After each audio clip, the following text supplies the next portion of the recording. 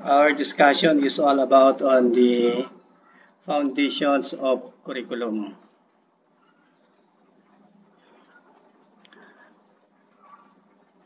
As to the philosophical foundations, on the psychological foundations, the sociocultural foundations, its historical foundation, and the political or the governance. So let's start on the philosophical foundations. In educational foundation or philosophical foundation of this educational philosophical foundation, it has the idealism, the realism, and the pragmatism and existentialism.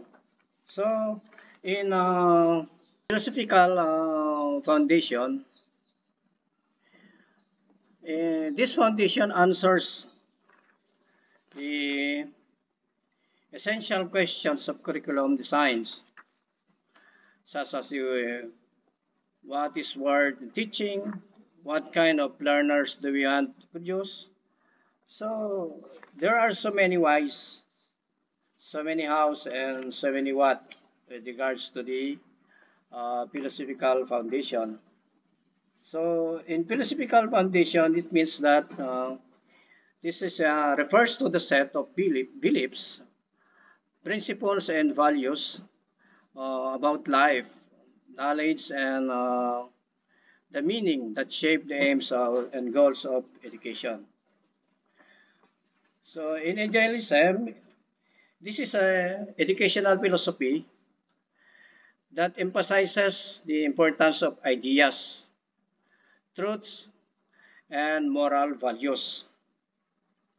And this is to develop the mind and character of learners through the pursuit of eternal truth. In this idealism, this is focuses on the value subject like the literature, philosophy, and the art that refine moral characters. It focuses on the teaching values and wisdom to guide learners in life. So, in philosophical foundation, this is emphasizes the importance of ideas, truths, and moral values. That this curriculum foundation is emphasizes on the value of education, on its classics, on the moral instruction and character formation. This serves as the role models of virtue and the wisdom. So, in idealism, in short na kasabihan, this is on the ideas. So, in the words of idea, the idealism. And next is we have this realism. So, the root word here is the real. So, if you say about real, this is the actual. So, this realism educational foundation, philosophical foundation, is stressing the importance of the physical world and factual. This is focuses on the physical world, facts, and observable knowledge. And the purpose of this is to prepare the learners for real life for teaching, objective truths, and observable facts. Realism emphasizes the science, mathematics, uh, and practical subject. It trains the learners to think logically, deal with the real world effectivity. So, in idealism, it is all about on the, kumbaga, that is, theory, the ideas, the truths, and moral values. While in realism is about the physical world, about the factual knowledge. Okay. So, the number three educational foundation of the philosophical foundation is the pragmatism. Pragmatism is a philosophical foundation, educational foundation, that values the learning through experience and practical application. To help the learners solve real-life problems through active and hands-on learning. So, meaning, this is the combination of idealism and realism. So in idealism, it's all about on the ideas, truth, or moral values, or you can say that is only theoretical. While in realism, that is on the actual world, on the physical world, factual knowledge. And in pragmatism, is the combination of the ideal and the realism. Number four, educational philosophical foundation is this existentialism. In existentialism, this philosophical foundation highlights the individuality freedom. Yung individuality, yung freedom, and the personal responsibility. Existentialism respects the learner's autonomy, encouraging activity and self-expression. It allows learners to discover who they are and what they value most. So, dito, ine-encourage yung learner to explore by its own. Yung kung ano yung it's allowing the learner to discover who they are and what are their value most. Kung ano yung gusto mo. So, kumbaga, maging flexibility, mayroon kang flexibility or elective kung ano yung gusto mo, saan ka, yung personalized learning mo, kung saan yung ine-encourage yung self-expression mo, yung creativity mo and independence. So it says here that allowing the student to its own autonomy. So parang the essentialism allowing you to express yourself kung saan yung gusto mo, ano yung gusto mong gawin. Ganon. So, in short, with this,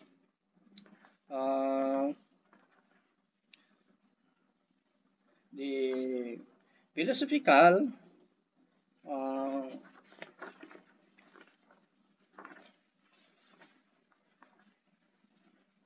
this philosophical foundation is all on the answering of what should they teach and why. So, ito yung foundation of philosophical ideas or developing of this curriculum. So next is here we have this psychological foundations. So if we say psychological foundation, this it is based on how the people learn and develop their mentality, their emotion, and the behavior. So ito yung psychological foundations on how this individual develop their mentality, emotionally, and behaviorally. So, andyan yung, we have so many psychologists, but we discuss on this with regards to the theory or ideas of Piaget, which is the cognitive development. So it says here that the lessons follow spiral progression where students move from simple to complex as they are. So this explains how the children develop thinking abilities in stages. So we have these stages of developmental period of the children, which is the sensory motor. We have also the pre-operational, concrete operational, and formal operational.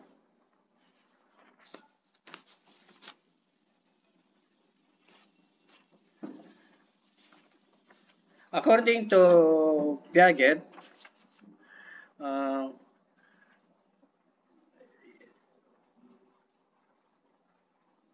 This explains how the children develop, or the children construct knowledge step by step. Teachers should provide age appropriate activities support on growth of thinking and reasoning.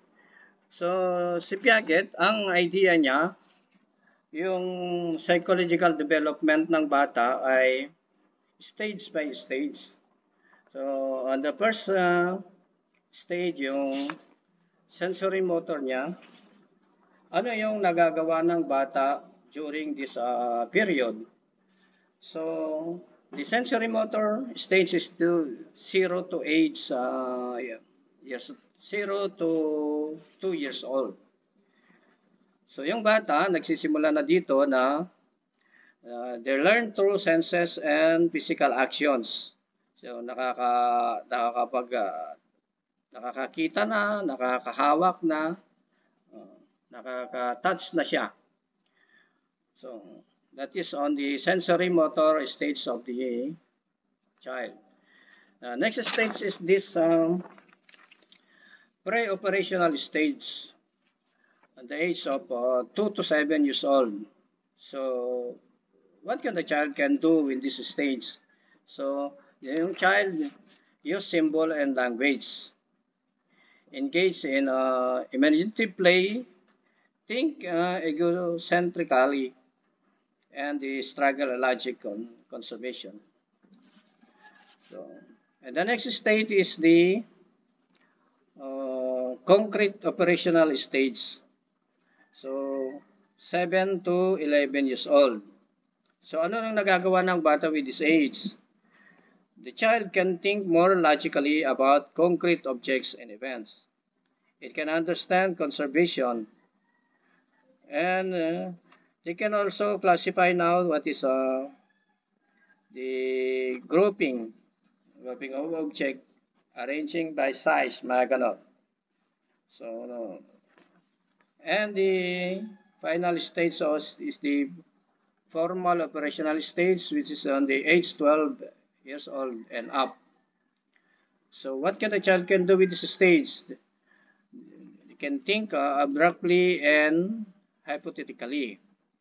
Nakasolve na sila ng problem on deductive logical. Consider multiple perspective and possible outcomes.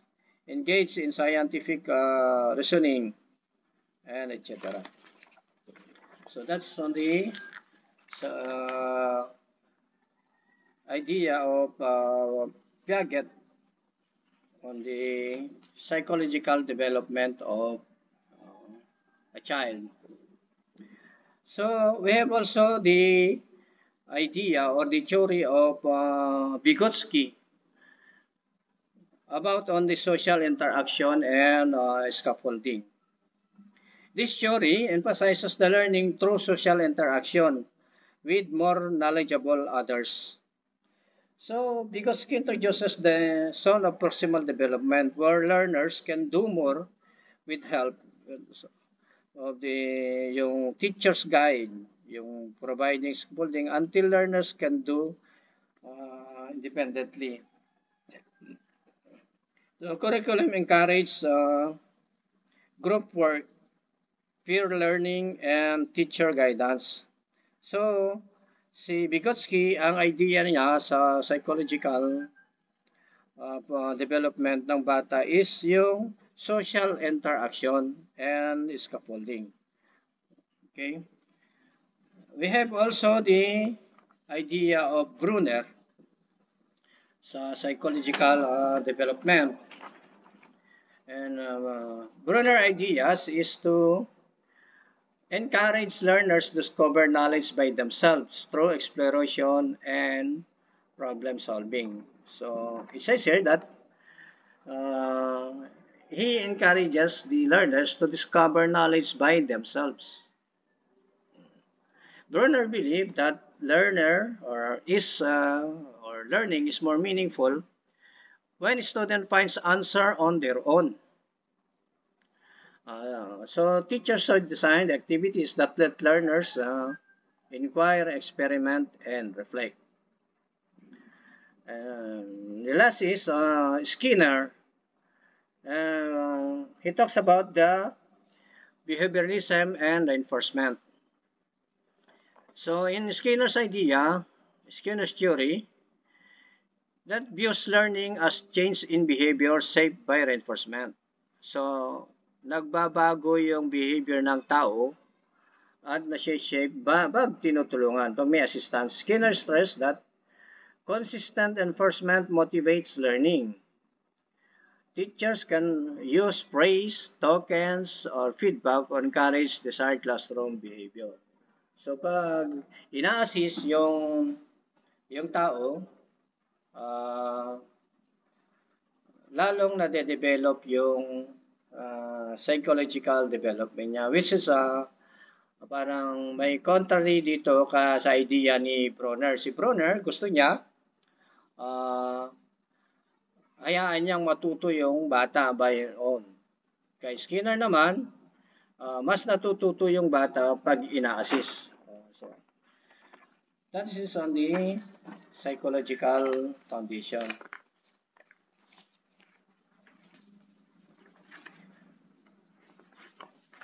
So next is on about the socio-cultural foundation. In socio-cultural foundation, curriculum must reflect the context of learners on their community, culture, and society. So, yung foundation of socio-cultural foundation of education is study of how social structure, cultural practices, and community values influencing teaching, learning, and curriculum development. So, parang nag-base yung mga ibang educational curriculum dun sa values, cultural practices, and community values. So, yung influences ng community, yung teaching, yung learning. That society shapes education, yung influencing, culture influencing, and the education transmit from the culture. So it says here that the lessons are connected to Filipino life, culture, and daily experiences. In mathematics, example often use local context, business transactions, community statistics, transportation data making learning relevant. Values, education, and civic responsibilities are integrated across subjects, aligning with the cultural foundation of education. Inclusivity is also a priority. The curriculum accommodates learners with diverse backgrounds, including indigenous peoples and different abled students. So, example here is in the mathematics curriculum guide. Statistics are applied to real-world issues such as population growth and environmental concerns linking with the society. Okay. Next is the historical foundation.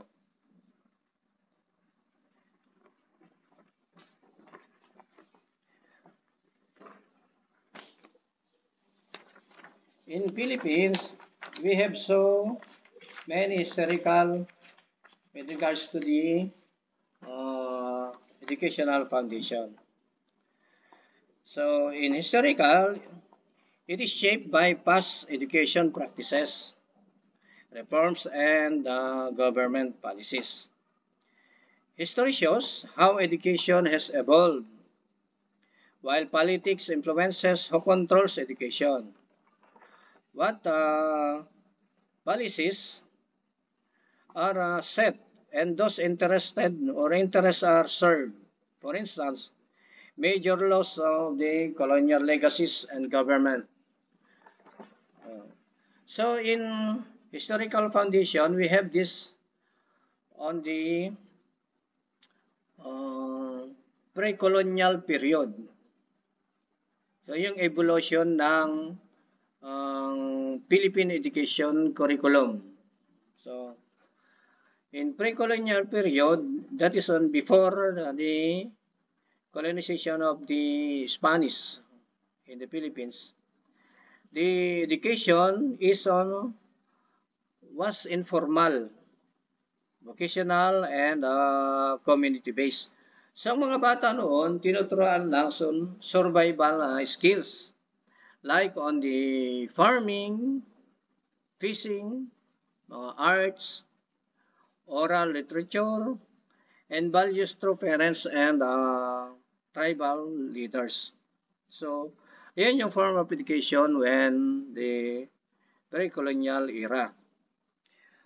So, during Spanish era, that is on the 1521 to 1898.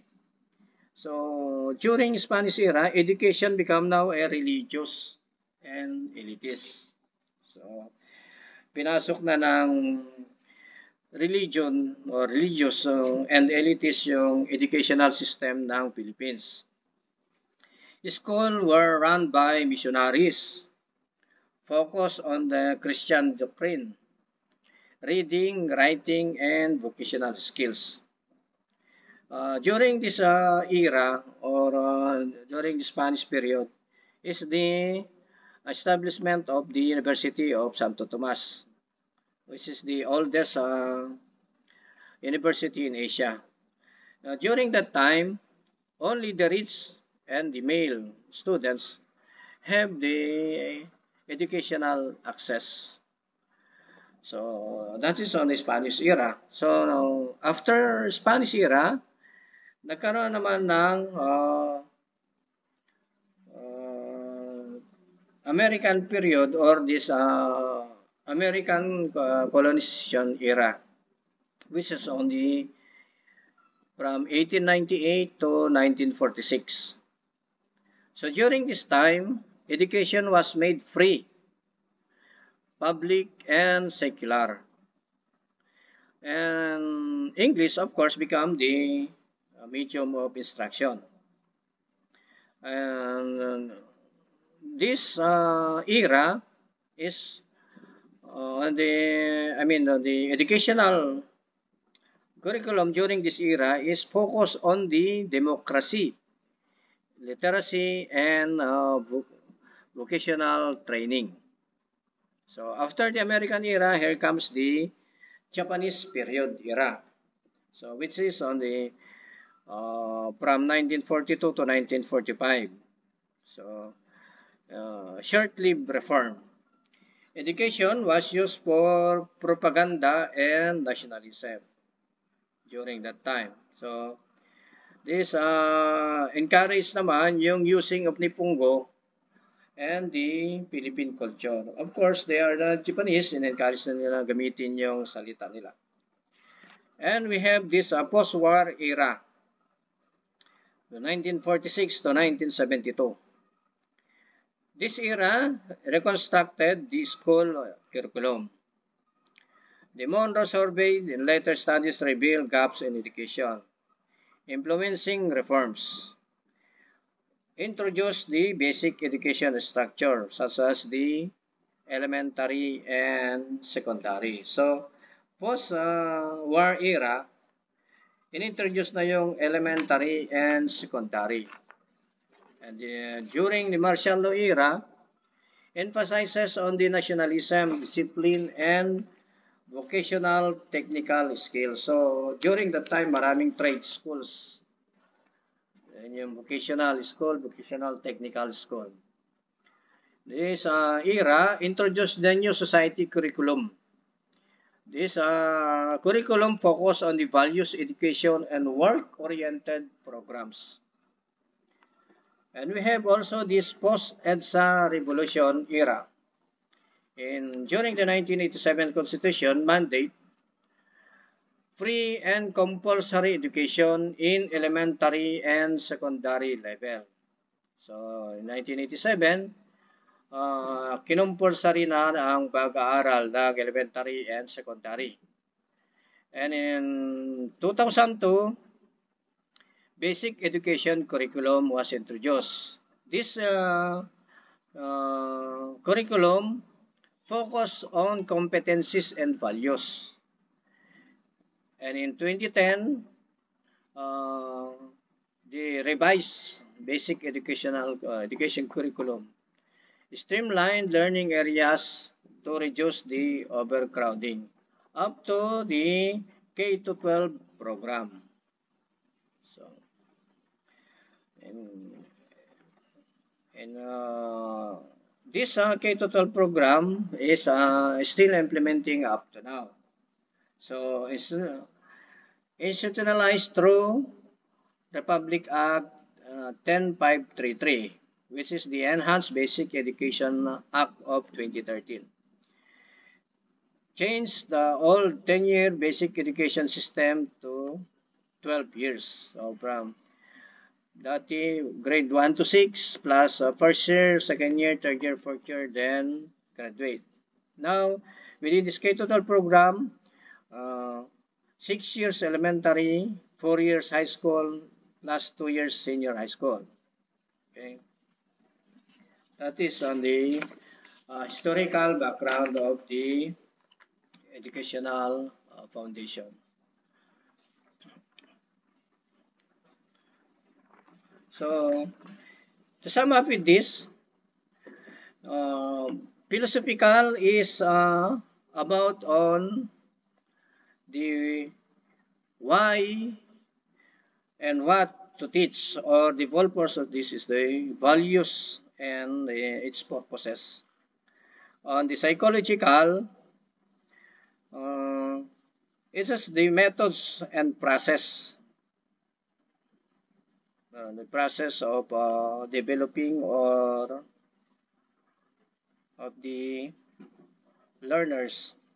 And sociocultural is the social relevance of the education. And historical is the evolution and governance of this educational curriculum. So, in conclusion, the K-12 curriculum guide is not an isolated document, but the outcome of deep philosophical, psychological, sociocultural, and historical influences. Yes, ito na yung outcome ng from philosophical, then to psychological, then sociocultural and historical influences. Ultimately, the foundation ensures that the K-12 curriculum produces historically developed learners, Filipinos who are ready for life, work, higher education, and active citizens in a rapidly changing world. So, in continuous evolution of the education, we have also now the Matatag curriculum. Okay, that's all, and thank you for watching this group discussion of our group, which is the member is Ma'am Chris Alikigan, Sir Raki Liban, and ako.